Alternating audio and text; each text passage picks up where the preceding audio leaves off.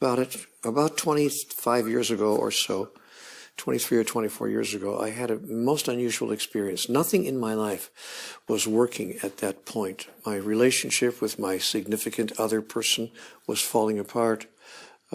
My health was going rapidly downhill. And to make matters worse, I lost my job and I was out of work. And then on top of all of that, I had a terrible automobile accident in which I broke my neck. I had a 3/4 inch fracture. It wasn't like a hairline fracture. It was a 3/4 inch fracture of the 7th cervical vertebrae posteriorly, meaning that I was unable to work and unable to do really much of anything. They told me I couldn't even lift a half gallon of milk with my arm extended because my neck would not support such exertion. So I had to wear a therapeutic collar, what they call in America a Philadelphia collar, that held up my head and supported my head, because they said, you know, Neil, your head right now with your neck broken that way is like a basketball being held up by a pin. That's really what you have to understand. And the doctors told me I really should have died. You know, they tell me that 99 people out of 100 who have a broken neck, that's serious, die instantly. And the others, those who do survive, are usually paralyzed for life. And God bless it, I wasn't paralyzed, and of course I'm still alive. So I was one of the very rare people. The doctors said, this is really quite extraordinary, that you were able to, to walk away from this with only 2 years of rehabilitation. But 2 years is a long time to be in rehabilitation, and I wasn't working. I had no income. I fell through the cracks of the social welfare system, and before I knew it, I was out of money. And I had no way to raise money. I couldn't work, and I didn't want to go to my family or to my parents. My mom had passed away by that point. My father was still alive, but I had too much pride. I didn't want to call him and say, Dad, I need some help. So I didn't. I actually did something really unusual. I lived on the street. That is, I walked the pavement for a year of my life. I had nowhere to live because I couldn't afford to live anywhere. I had no money. I had no income of any kind. So I wound up asking people for money on the sidewalk. Could you spare a little change, a few coins? Could you give me $1 or $2 to get through the day? And I had no food to eat, and I had to either buy food, or even sometimes I would grab a little food out of a dumpster, out of a trash container that people threw away on picnic day in the park. So it was a very interesting way to live for a year as a street person. I'm telling you this story for a reason. I tell you this story because I want you to know that I understand about the challenges and problems and difficulties in life. I don't understand it theoretically. I don't understand it just conceptually. I understand it experientially. Or as we say in America, been there, done that. And I've been there and I've done that. I've been down and out, about as low as you can go, having lived the great human nightmare. No place to live, no place to lay your head down, no place to sleep, sleeping on the ground, sleeping outside for a year, not just for a couple of weeks or a couple of months, but for one solid year of my life. You can understand then how it came to pass that I became very angry with life itself and with what I want to call God, because I grew up in a family that had a strong belief in God. And I couldn't understand why God would let this happen to me. I was still a relatively young person, just 49 years old. I had a lot of talent, a lot of insight, a lot of wisdom, a lot of understanding, and, many blessings, gifts, if I could put it that way, to give to the world. But there I was on the sidewalk, and, I couldn't imagine how such a thing could happen to me. So at one point, just after this experience, when I finally found a little part-time job somewhere, and it was a job that I could do, because you can imagine with this therapeutic collar that I had on, nobody would even hire me because they didn't want to pay the insurance claim if I hurt myself again, if I re-injured myself. So I was not really a very attractive person to be hiring, but I finally found a job after being on the street for a year, a little part-time job at a small radio station as an announcer, which didn't take any exertion. I could just sit there and talk And so I got a little weekend job, Saturdays and Sundays, filling in as a weekend person at this small little radio station. But it gave me just enough money, just a tiny bit of money that I could rent a small little apartment, little tiny one-room, really apartment. But at least it was out of the weather. At least it was inside, out of the rain. And I could, had a little kitchen, and a bathroom and all the things that we hold to be important in our lives. And so I lived there for a while, but I was still very angry. And I couldn't understand how this happened to me at the middle of my life, when I should have been at the peak, of my experience at the age of 49. So one night I woke up filled with anger. What's happening to me? How could this have happened? Not just the accident. I mean, accidents are accidents. But at the same time that I lost my relationship, at the same time that I lost my job, at the same time that I had other health problems that were very difficult for me to deal with as well, all this happening at the same moment in my life. And so I became furious, and I was very angry with God. And I woke up one night at 4:23 in the morning, and I sat down on the couch. I had this little old couch that I found at a yard sale someplace, and I put it in this little apartment, and I sat there on that couch, and I began crying out in my mind, not out loud, of course, but I was like screaming in my head, if you know what I mean. What's going on? I don't understand. I had all this potential, all this promise, and I'm not a bad person. I'm a good person. I've tried to be nice in my life. I've made a few mistakes, sure enough, but I've tried to make it better, and I've tried to be a good person. What have I done to deserve a life of such continuing struggle?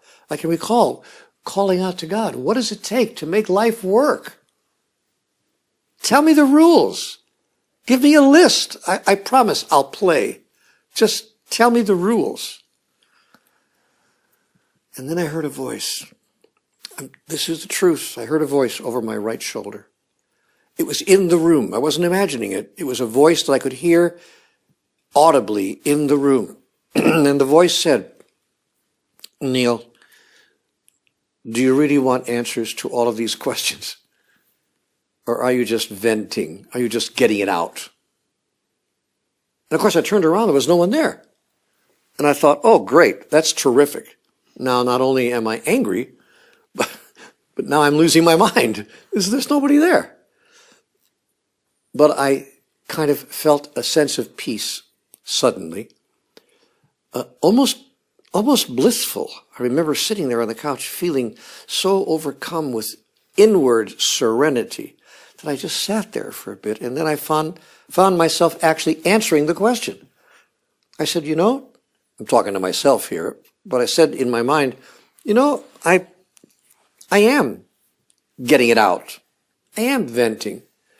But if you've got answers, I'd sure like to know what they are. Give me the rules. Tell me the rule book. I'll play. Just tell me how it works. Tell me how life works. Because I'm tired after almost a half century on this planet. I'm tired of the mystery. I'm tired of not knowing. And with that, I received what I can only describe as a download. Like somebody downloaded a whole bunch of data. And I suddenly had answers to many of those questions. But the answers that I was given were so unusual, so extraordinary, so other than what I had been taught as a child about everything, that I began having questions. I began thinking to myself, how can that be true? Wait a minute, that can't be true. What about this? What about that? And I found myself asking questions. Now, on the coffee table in front of me, as it happened, was a yellow legal pad. And I picked up the yellow legal pad and I began writing my questions. And I began writing the answers that I was receiving to every question I asked, because as I asked the questions, I received the answers. All I can describe it is I heard the answer in my mind. Now, the voice was not outside of my head anymore, back here. It kind of like entered my mind. And it was like the sound of my own thoughts. You know how when I talk about the sound of your own thoughts, how your thoughts sound to yourself. It's kind of like a voiceless voice, a voice that's there but you can't hear it, the sound of your own thoughts. That's what I was hearing, except that they were not my thoughts. They were ideas and concepts and messages that were coming to me that I never thought of before, especially not in that particular way. By the end of, and I began writing it all down, of course. I was writing like crazy to make sure I didn't miss any of this because I never had an experience like this before. Now you have to understand that I never imagined anyone would ever see this. I thought this was a personal, middle-of-the-night journaling process. It didn't occur to me that someone else would ever see it. But at some point in the process, I heard in my mind, this will one day become a book. And I thought to myself, now I got you. That's not possible. And that's measurable. The nice thing about that statement was that was a measurable outcome. It was something I could put a yardstick down and measure it. Either it would happen or it would not happen. And then I could decide whether there was any veracity, whether there was any reality to what I was experiencing. Because what I was experiencing felt to me like, what could I call it? It felt like I was having a conversation with God. But there was no way to prove anything because what I was hearing was conceptual in nature. It was concepts, ideas, but nothing concrete, nothing measurable. But here was a statement. This will one day become a book that I could measure against reality. So I thought to myself, okay, I'll have my handwritten notes typed up by a stenographer somewhere. We'll send it to a couple of publishers because there's nobody in the world going to publish this stuff. Who's going to publish a manuscript from an unpublished author that no one's ever heard of who claims to be talking to God? I don't think so. So I sent it off to 4 or 5 publishers after I had many hundreds of pages of handwritten notes. I sent it off to a stenographer. She typed it up. We sent it off to a couple of publishers, not many, 4 or 5 publishers, and one of those publishers actually accepted it for publication. Can you believe that? But wait, the story gets more interesting. Not only did a publisher actually decide to publish it, they actually rushed it into print because they thought it was a very important piece of information. Not only did they rush it into print, but it actually wound up selling all over the world. It wound up selling so fast that it found its way to the New York Times bestseller list in less than 9 weeks.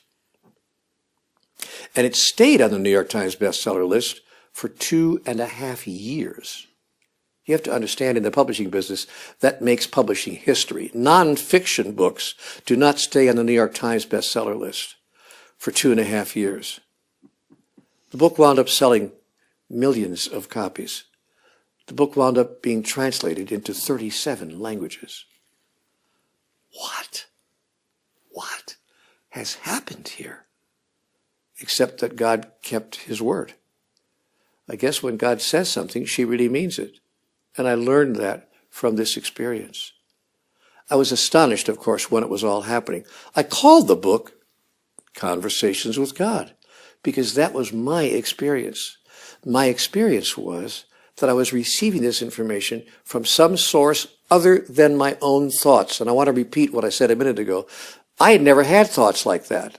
I never even had ideas like that. So they were coming to me from somewhere else. And I could only assume that it was from the place of wisdom and clarity that I now understand, but I didn't know it then, come from the place of wisdom and clarity that resides within all of us.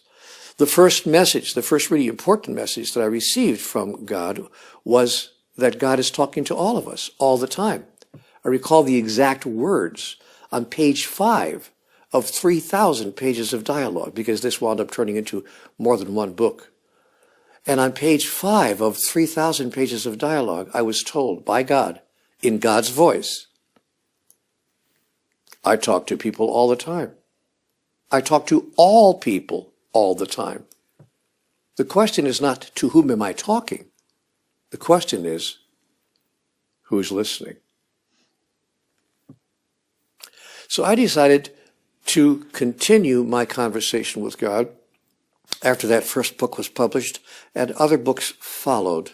creating a whole cosmology of 9 Conversations with God books. The most recent and latest book is called Conversations with God. Book 4, Awaken the Species. Now, since that time, as you can imagine, I've been asked to speak in various places around the world, on television, on the radio, online, in online programs of many, many different kinds. I've been asked to share with the world what I understand myself to have received in my conversations with God. So I'm going to do that here for you right now. In the short time we have, we don't have a lot of time, but I'm going to try to summarize some of the major points, some of the really important messages, I think the most important messages that I received in my conversations with God. And I want you to know, I want you to understand something that I say with all sincerity from the depth of my heart. I don't need you to believe. It's not required for you to believe that I actually had a conversation with God. We're all having, I want to repeat, those conversations. We're simply calling them something else. Because if we call them conversations with God, chances are we would be ridiculed by some people, or marginalized at least, or dismissed, because we live in a culture that says, no. God doesn't talk to you directly. We talk to God. We call that prayer. But God doesn't talk directly to us. If you claim that God talks directly to you, we're going to tell you that you're probably a little crazy, a little bit, strange. So that's the culture we live in. So even though most people are having conversations with God, they call it something else: inspiration, an epiphany, a moment of enlightenment, perhaps, a great idea, women's intuition, all kinds of names we give to the same experience because we don't dare call it what it is: conversations with God. Now, the reason we don't want to say conversations with God is that we think that God is out here someplace. But when we truly understand that God is not out here someplace, but that God lives inside of all of us, that a part of God lives within every single sentient being in the universe, then we realize that when we talk about conversations with God, we're really talking about accessing and interacting with the place within us where wisdom and clarity and understanding and comprehension and awareness resides. And that place exists in every single human being. God wasn't kidding when she said, I talk to everybody all the time. The question isn't, to whom am I talking? The question is, who's listening? So now, as you can imagine, I've been receiving invitations, and have been now for 20 years, more than 20 years, from people all over the world, from organizations, from churches, from individuals. Could you please come out and talk about your experience?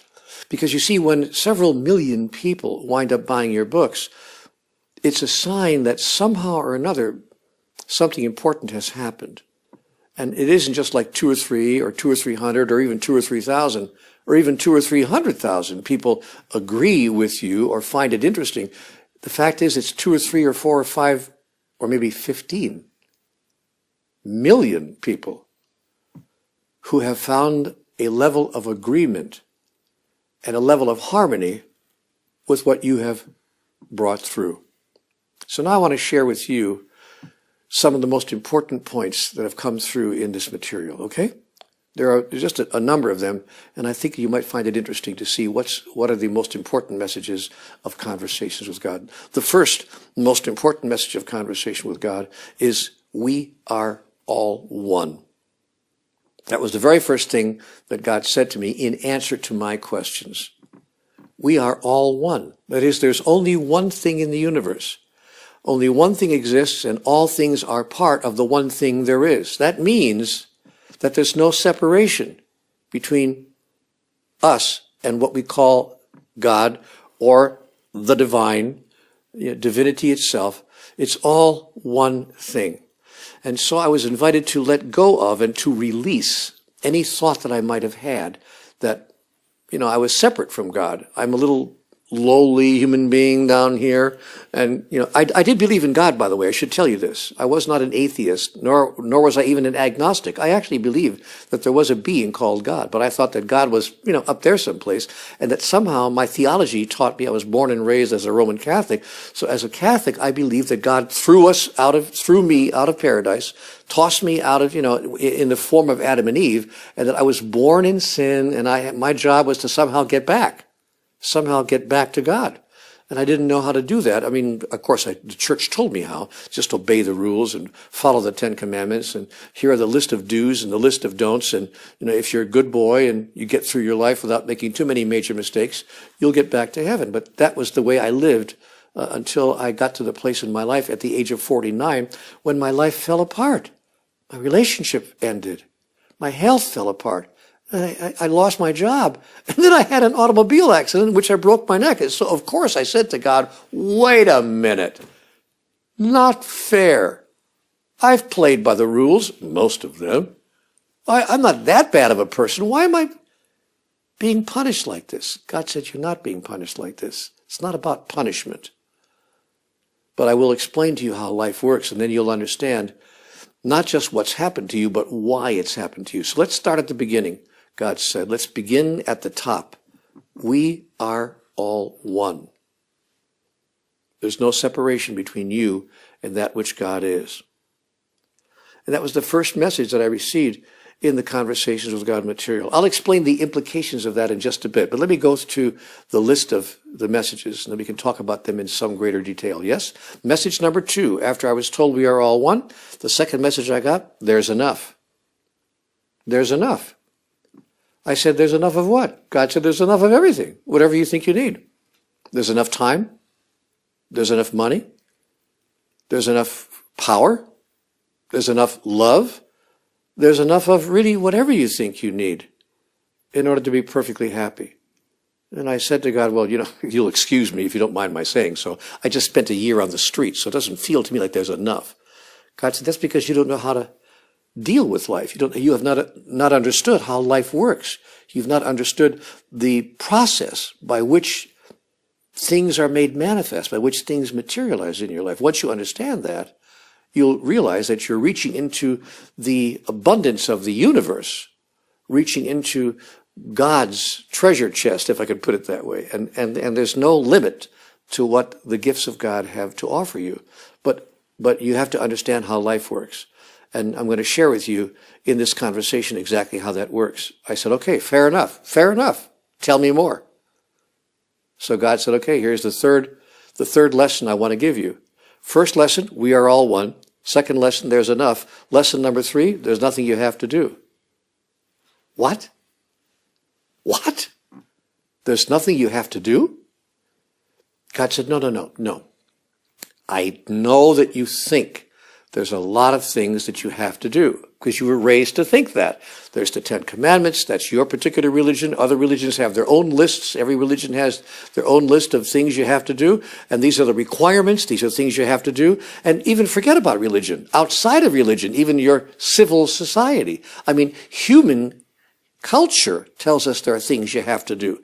You have to obey the laws. You have to obey the rules of your family, the traditions of your culture. There are things you have to do just to simply be accepted, much less to be successful.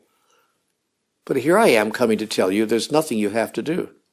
There are things that you will do, things that you can do, but nothing that you have to do, meaning there's nothing that you are required to do in order to experience who you really are, in order to continue to exist, in order to express yourself in your truest way. There's nothing you have to do. So what you do will be what you do out of your own choice. It'll be the result of decisions and choices that you have made, not the result of instructions that you have been given. Because I've given you one wonderful gift, God said to me, and that gift is called free choice. You can do whatever you want to do. I said, oh, yeah, of course I can. I understand. But if I don't do what you want me to do, I'm going to be in trouble. Because, I mean, you're going to judge me. If not now, you certainly judge me on Judgment Day when I die. And then you're going to either decide that I slipped by and I get to slip back into heaven, or I'm going down to the other place because I didn't do so good. And there I'll be punished with everlasting damnation.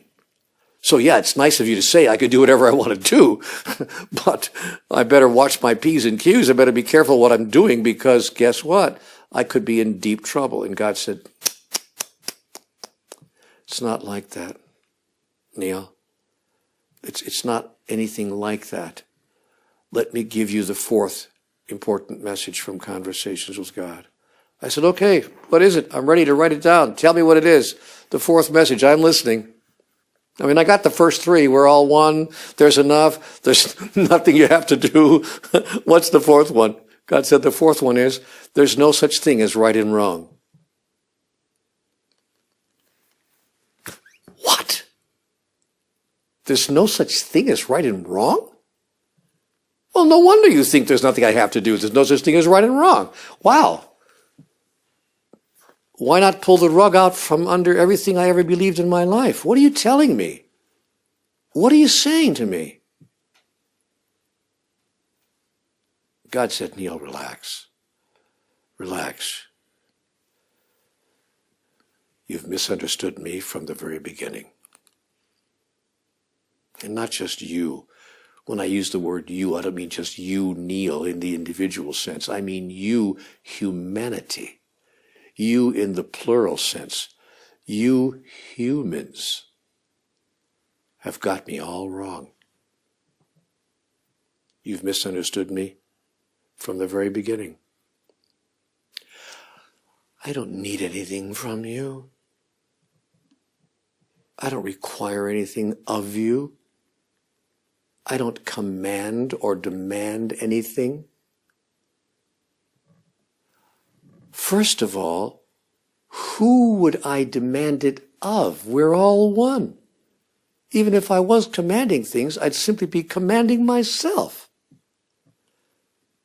And if I was going to punish anybody or condemn anybody, I would be punishing or condemning myself. Because there's nobody else. Neil, understand, there's nobody else. There's only one of us. I am you, and you are me, and we are one. You are like a wave of the ocean. I mean, the ocean is huge, and a wave is very, very small compared to the ocean. It's also very short-lived. That is, the life of a wave is what? 20 seconds? 30 seconds if it's a really big wave? 5 or 10 seconds if it's a small wave? And in the life of the ocean, which has been around for, what, hundreds of thousands of years? Nevertheless, the wave is not something other than the ocean. It's not the ocean. Of course, it's part of the ocean. And after it expresses itself, after it has its 10 seconds or 20 seconds or 30 seconds of expression, it recedes back into the ocean. It's a metaphor.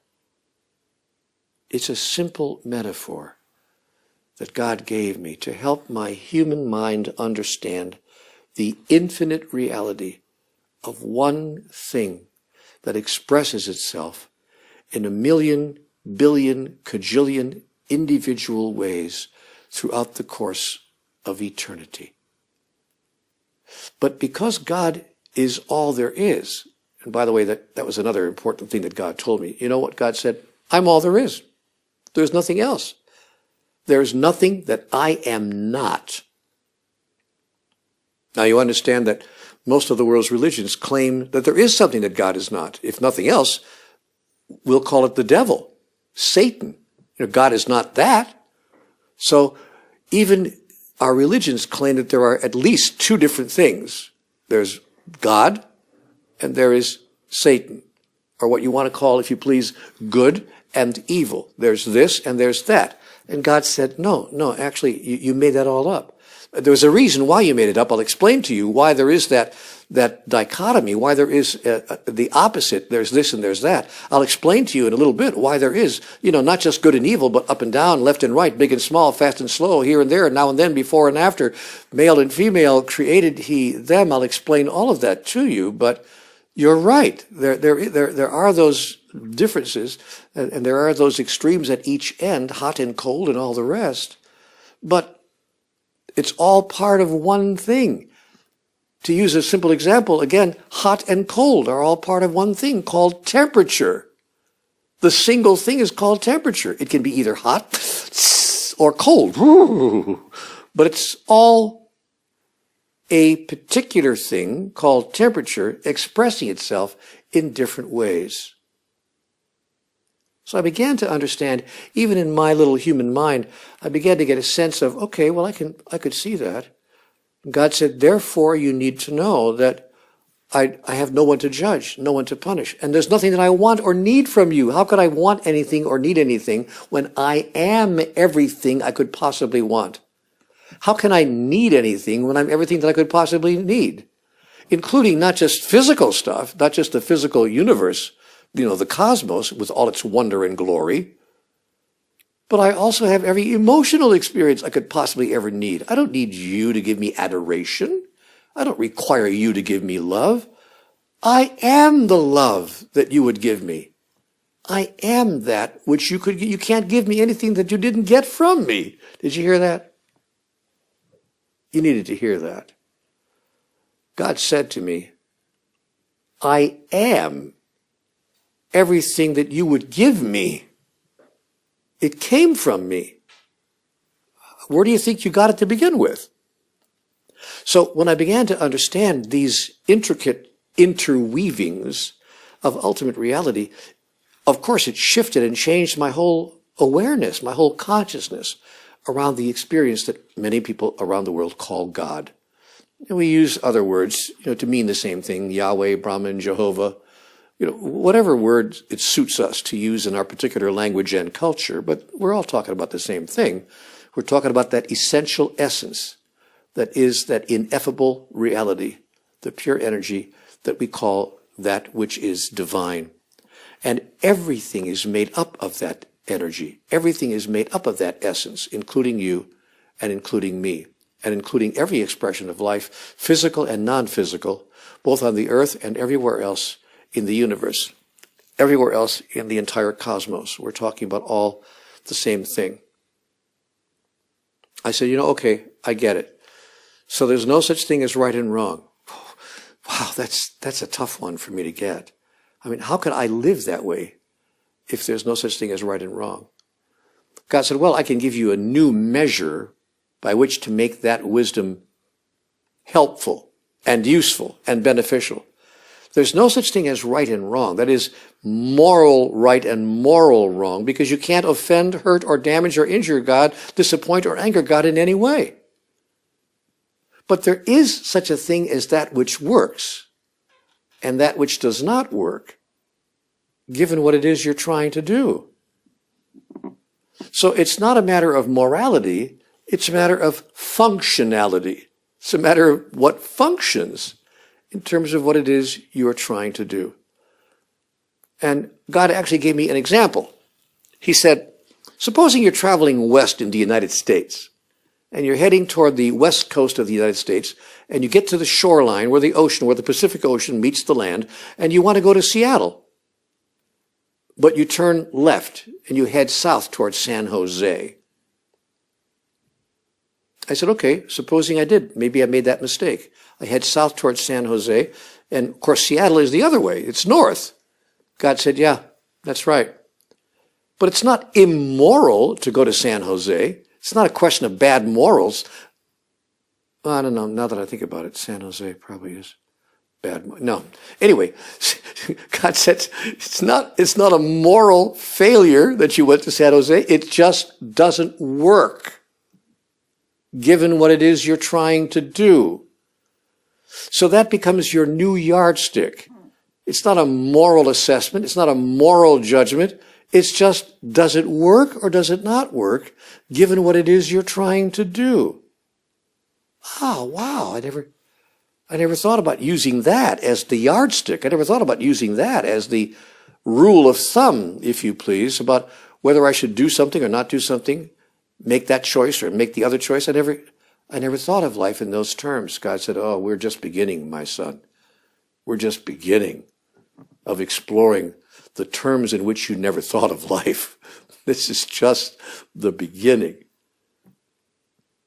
And it was. Much more was given to me and shared with me by God and shared by me with millions of people around the world. And what has arisen from that dialogue is an extraordinary awareness of what's really true in life and what's really important in life. Because even as I was told all of these things, there's no such thing as right and wrong, there's nothing you have to do, there's enough, we are all one. Even as I was told this, I still didn't quite understand why my life wasn't working. I said, okay, let's pretend that all of this makes sense. By the way, it doesn't all necessarily make sense to my logical mind. And God said, shh, stop. Neil, life will never make sense to your mind.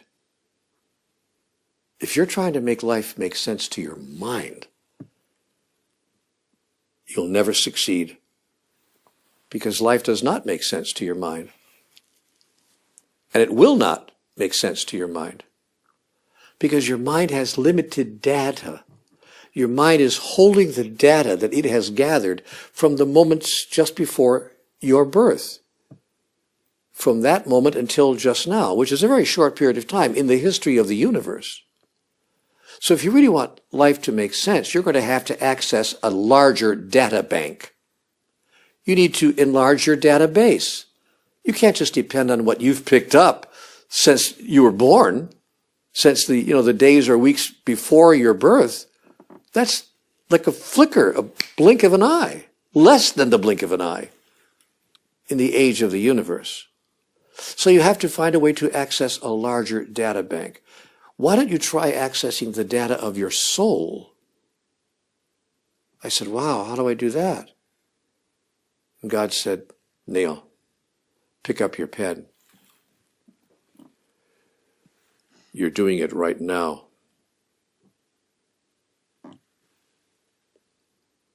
You're doing it right now. Keep writing. And be clear that you are not the only one who's doing it right now. Be clear that everyone has the magic pen in their hand. That is, everyone has the ability to access the eternal data and the everlasting wisdom of the soul. It's just that most people don't believe it. You didn't believe it either until it was happening to you. And most people don't believe it. Blessed are they who believe yet do not see. There are only a few who believe even after they see. So God said to me, we have an opportunity here. If you'd like to join me in this, you can actually share this with the rest of the world. And maybe a few of them will believe it too, because they see you as a regular person. You're not like this, a walking guru. You're not the Pope or some saint or some living icon. You're just a regular person. You're actually, at best, a broken messenger. You're a broken messenger. You're not even living or walking the truth, but you are understanding it for the first time in your life, and you're sharing it. So maybe people will hear it from you a lot faster than they would hear it from some saintly figure, or from some spiritual master, or from some modern guru. Maybe they'll see you as just an average guy, which is exactly what you are. Just telling everybody what you've come to understand. And sharing with them the struggle that you are having as well, living up to it. That's the biggest struggle of my life. A lot of people have asked me that question over the past 25 years. What's the biggest challenge of your life? The biggest challenge of my life is living into what I've been given to share. It hasn't been easy, because these concepts are so different from what I was taught in my culture, in my society. And here's the biggest difference of all. I said to God, okay, why isn't my life working? Message number 5 of the most important messages I received in conversations with God. I said, why isn't my life working? I mean, I can't get it to work. Look where I am. I'm 49 years old. Look where I wound up after living half a century on the planet. And God said to me, sit down. You're going to need to sit down to hear this. This is very important. All right. Okay. I'm ready. What do you got? God said, Neil, the problem is very simple. I can almost hear her chuckling. She was actually chuckling about this because to God it seems so simple.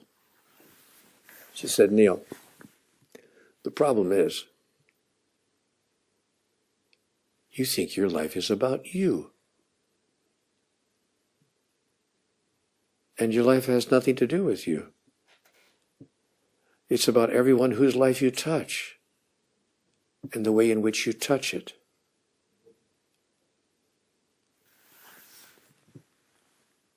Wow. That moment changed my life. Because of course I did think my life was about me. Not in a selfish way. I wasn't a terribly selfish person, but just in a practical way. In a practical way. I mean, there are things that I need. I need food, I need clothing, I need shelter. When I had a family, I need to be able to take care of my family, my spouse, my children, my loved ones.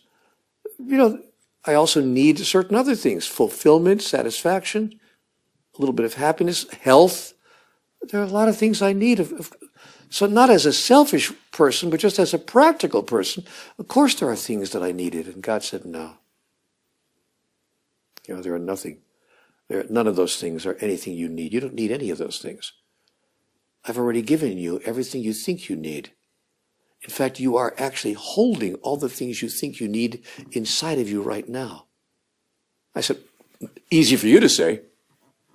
I just spent a year on the street. I'm not experiencing that. Excuse me, but I'm not experiencing that. God said, you want to know how to experience it? I can tell you how to experience it in 24 hours or less. You want to know how to experience that you have nothing that you need? I said, yeah, please, if you don't mind. I don't want to be, like a wise guy here, but yeah, if you don't mind, how about telling me? God said, it's quite simple. Give away to others what you think that you need in your own life. Whatever it might be. You need more money? Find someone else who has even less than you and give it away. You need more time? Find someone else who has less time to give than you and give them some of your time. You need more love? Find someone who has even less love than you are receiving and give them your love. Whatever it is you think you don't have enough of, food, clothing, shelter, whatever it is that you don't think you have enough of, give to somebody else. I said, wait a minute, how can I give it to somebody else if I don't have it? I don't have the experience that I have enough. God said, you have enough. And the moment that you share what little you think you have, in that moment you will experience, oh my gosh, I actually had that. I actually had enough to give to somebody else. Wow. I didn't think I had enough. And in that moment, when you give to someone else what you think you don't have enough of, you will become aware that you not only have enough for yourself, you do in fact have enough to give to somebody else. And that awareness will create an energetic signature. That is, it will tell the universe what it is you seek and choose to experience, because the universe is a Xerox machine. It just copies and sends back to you whatever you send to it in the form of your thoughts, your words, and your actions. And here's a great secret that God shared with me. I know you've heard this before. I know you've heard these kinds of things from other teachers and from other messengers, but bear with me because it's always useful and helpful to hear it again. And maybe you've never heard it in quite this way. Maybe you've never heard it with quite this kind of language. God said to me, you know what, Neil? I know you think I'm talkative. I know you think I've got a lot to say, but the truth is, at the bottom line, I have only one word that's important to me. I really have kind of like a one-word vocabulary. I said, really? What's the one word? Yes. I only say yes. God only says yes. And so, Neil, you need to understand that whatever you think, whatever you say, and whatever you do will receive one response and only one response from me. Yes. So if you say, I have enough to give away to somebody else, even though I didn't think I had enough, see, because in the days I was thinking, I don't have enough, I don't have enough, I don't have enough. God said, that's right. Yes, yes, you don't have enough. You know why you don't have enough? Because you say you don't. But as soon as you demonstrate that even with what little you think you have, you can share what little you have with somebody else, suddenly you're demonstrating that you do have enough. You have enough to actually give a little bit to somebody else. God says, yes, that's also true. And suddenly you are demonstrating what it is that's true for you. That's the magic of manifestation. A wonderful spiritual teacher from a couple of millennia ago put that in a single sentence. Remember this sentence? Do unto others as you would have it done unto you. It's very simple. I've heard that since I was 5 years old. But I heard it as a moral injunction. I heard it as a spiritual instruction. But it wasn't a spiritual instruction. It wasn't a moral injunction. It was the instructions, the directions that came with the toys. It was the directions in the box. It was the mechanical understanding of life. God was telling us, look, this is how life works. It's the mechanics of life. It works like this. Here's how it works. Do unto others as you would have it done unto you. And do you know why that works? Do you know why that's so powerful that it works that way? Because what you do unto others is being done unto you, because there's only one of us. And so what you do for someone else, you automatically do for yourself. And what you fail to do for someone else, you fail to do for yourself. Neil, it's really quite simple. Wow. You know what? You know what, guys? It really is very simple. Why didn't somebody explain it to me this simply when I was 7 or 17 or 27 or 37 or 47? Why did I have to wait 50 years to understand something so simple, so easy, and so wonderful? Wow. So my life is not about me. It's about everyone whose life I touch and the way in which I touch it, because how I touch other people's lives is how life will touch me. That's why. Not because it's morally correct or spiritually elevated, because it's mechanically perfect. It's a mechanical system, guys. It's called metaphysics. It's how the energy of the universe works. You'll excuse me when I talk about things like this, because I wind up getting a little tearful at my own stuff. Now, I know to a lot of you this might seem very simplistic. I'm sure there are some of you who are listening to this now for the last few minutes and thinking to yourself, yeah, I've heard all this before. And you probably have. But I'm sharing it with you from my heart because I want you to know that if you decide to not just remember that you've heard this before, but actually apply it in your life, that is, actually step into the living of it, you can not only change your own experience, your own day-to-day outcomes, you can, in fact, be one of those people who can change the world. you can in fact be one of those people whose life could touch thousands, hundreds of thousands, maybe millions of other people, simply out of your desire to embrace these ideas, these notions, these thoughts, and render them functional and not simply conceptual in your life. Oh, there's more that God gave me as well. Many, many more wonderful messages and important messages. Among the most important messages are items like what I want to call what you resist persists, the law of opposites. It's another principle that God gave me in the Conversations with God dialogue. He said to me, Neil, let me help you understand something so you really can understand. If you want to talk about mechanics, if you want to talk about the metaphysics of the universe, this is really important. This is one of the most important things you could ever understand. Neil, what you resist persists. No one ever told me that either. In fact, I got to be almost 50 years old, and no one ever told me that in such simple language, in such simple, direct terms. What you resist persists. Because the energy of resistance creates resistance in the energy that's coming to you, and you've got two things resisting each other, and they can't meld, they can't become one. You don't have any opportunity to really change the conditions, because the act of resisting what it is that's coming toward you places it there even more strongly. Two resistant forces, not like magnets that push each other apart, but bring each other together, and you're in a constant struggle. So God said to me, Neil, end the struggle. Stop struggling. Step into what is coming to you, and the metaphysical mechanics of the universe will start to work in your favor.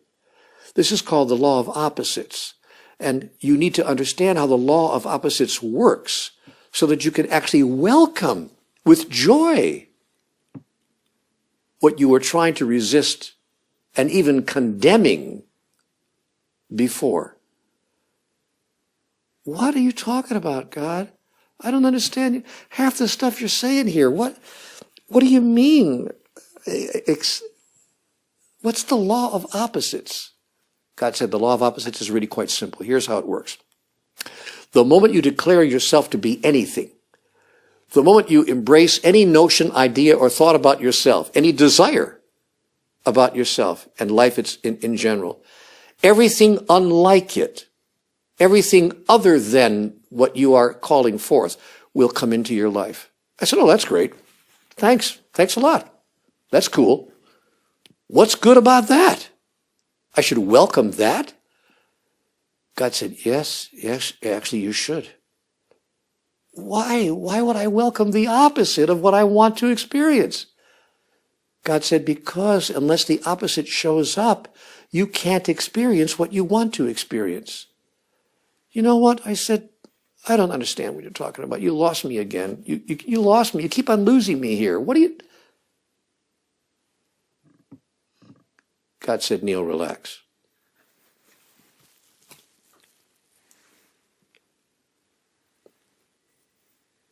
Here's how it works. And I'm going to give you a simple example so that you can understand it quickly and immediately. Let's use a simple example that a child, if you don't mind my saying so, can understand. Because you are one of the children of the universe. So is every other human being, and I'll explain that to you in a minute as well. But for now, let's just pretend that what you want to be, what you want to experience of yourself is that you are the light. I am the light. It's an interesting thought, by the way, because a lot of people in the so-called New Age movement have a habit of saying things like that, you know? I am the light. I'm the light of the world. Or at least I want to be. I want to be the light. I want to be the light. God says, great. You want to experience yourself as the light? No problem. We can make that happen. But guess what? You can't experience yourself as the light if the light is all there is. You can't experience yourself as the light if there's nothing else but light. Because if there's nothing else but light, you are like a candle in the sun. I mean, you're there all right, but you can't experience yourself because you are one of a million, cajillion, quadrillion other candles. And so You can know that you're there, but you can't experience yourself as that which you really are. It's impossible to do that. I'm going to turn my phone off right now because I noticed that my phone was ringing while we were talking here. Let me just take the call real fast. Hello. I'm doing the best I can. Okay. Thank you, God. Okay. I'll do. Thank you, sweetheart. Thank you. He calls me now and then right on the phone, just get these calls now and then to kind of straighten me out. He said, I want you to help people understand. So here's what she just said to me. If you want to be the light, you can't stand in the sun. Got to go find a cave someplace where it's what? Dark. And if you can't find a place where it's dark, you have to call forth the darkness. You will literally, actually call forth the darkness so that you can experience yourself as the light. And in the moment that the darkness arrives, you will understand, if you're a metaphysical master, if you're a spiritual master, you'll understand that you called forth the darkness, that the darkness is not really real. It's fictional. It's an illusion. It's just, you're like a magician who has forgotten his own tricks. Do you know that, Neil? You're like a magician who has forgotten his own tricks. You're pulling the rabbit out of the hat and you think it's real. You forgot that the rabbit is a trick. The darkness is a trick. In a sense, it's a contextual field in the physical universe that we have created in order that we might know ourselves as the opposite of that. Unless the opposite of what you decide you are appears, you can't experience it. You can't experience fast without slow. You can't experience up without down. You can't experience here without there. You can't experience male without female. You can't experience what you call good without what you call bad. You can't experience anything without its opposite number. That's why you live in the realm of physicality where things exist relative to other things. Do you see that? Wow, I said to God, nobody ever explained it to me that way before. Now that you explain it that way, I can see. God said, therefore you will actually welcome that which opposes you. The law of opposites will serve you to create a context within which you can insert your own thought and your own idea of the experience that you wish to express in this physical life. Wow, that is a really new idea. I said, I have to tell you, God, that's what I guess one of these things that people call new thought, the new age movement. God said, oh, stop it. I've been telling you this for thousands of years. You haven't been saying these kinds of things for thousands of years. Come on, God. God said, really? There was one messenger who actually said, in his own way, exactly what I'm saying to you now. He said, love your enemies and pray for those who persecute you and be a light unto the darkness. Raise not your fist to heaven and curse the darkness not, but be a light unto the darkness that you might know who you really are. And that all those whose lives you touch might know who they really are as well.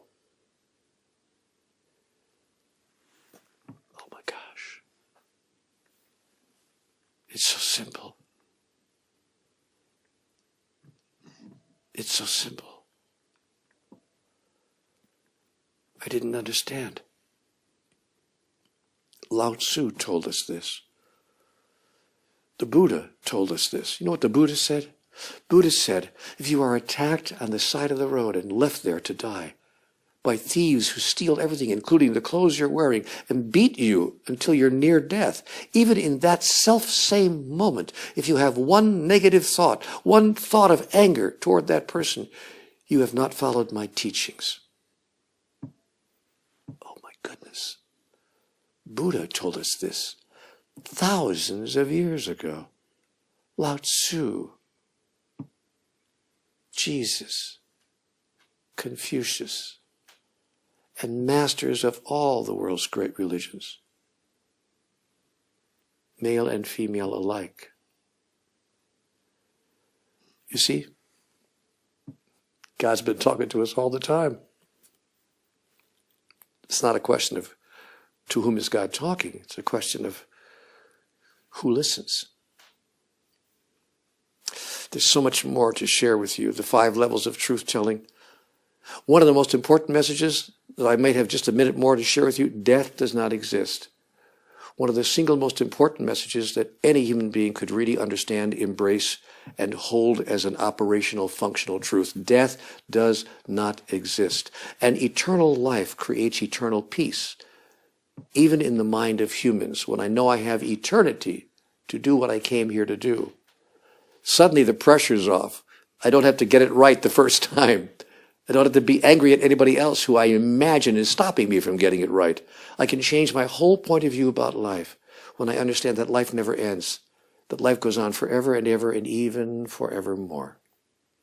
Gosh, I could go on with just that one subject alone for 25 or 30 or 40 minutes.